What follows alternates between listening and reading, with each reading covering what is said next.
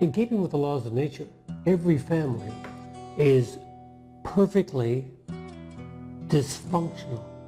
That's right. Every family is perfectly imperfect, or if you like, imperfectly perfect. In other words, every family is a combination of a whole bunch of polarities, a whole bunch of charges in a sense. I'll give you an example. I'm from a family of 9 children, so I have 4 brothers and 4 sisters. And we are a combination of opposites. And that combination of opposites, polarities if you like, enables us to grow, to optimize our evolution. In the same way your family is the exact combination of people with the exact value systems that each of them have to optimize your growth. And I've had, over the years, people say to me, well, I'm a victim of my family.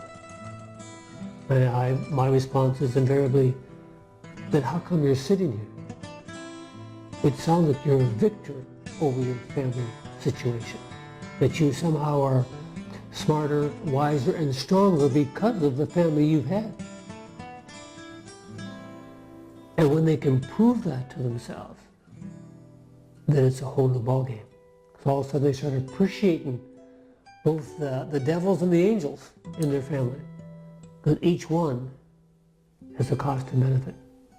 So what I'm really saying to you is that, and it doesn't matter about the biology, quite honestly, many people have emotional families that aren't biologically connected to them. Some people, their social network is their family, and it's just as valid, just as real, and just as useful in their evolution. So when you think about it, what that means is that our universe is designed so that everyone has the perfect family for them, to learn to be who they are, do what they do, and have what they have, including me and you. Which means we'll have, in our family dynamic, half the time there'll be peace, and half the time war, 50-50. Half the time we get along, half the time we're at odds. That makes sense? And that's nature's way to optimize our learning. What we don't realize is, see, we're wired biologically to seek pleasure and avoid pain. That's nature's way to optimize human learning. It's the way it's supposed to be. I'll give you an example.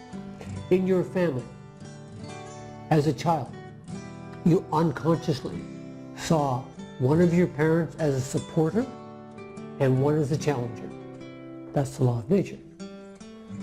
By doing that, and it's not about love, it's about learning, by doing that, you optimized your learning, optimized the efficiency of your survival, enabled you to be here today, do what you do and have what you have. So while there's nothing you could do or imagine doing that would stop your parents from loving you. And conversely, there's nothing that they could do or imagine doing that would stop you from loving them. It's how we're wired. But in that process, they also are our learning tools. So we see one as a supporter, one as a challenger, one is kind of soft, one is kind of hard. That duality, which is part of this law, optimize your evolution.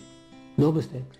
So you came from exactly the family you needed to, and you had the perfect parents or parental figures that you needed to grow you to be who you are today. So that's what families are for. And when you can understand that and prove it to yourself, then you learn to appreciate your family for what they are. And as you know, they're never going to change. Families don't change. All that changes is the form of the traits they have. And that's the way it's supposed to be, because that optimizes the evolution of each person in the family. Once you understand that in relation to your family, you learn to appreciate you and your family. The last section perspective we're going to look at is your physical health. That's where we're going next. So stay with me.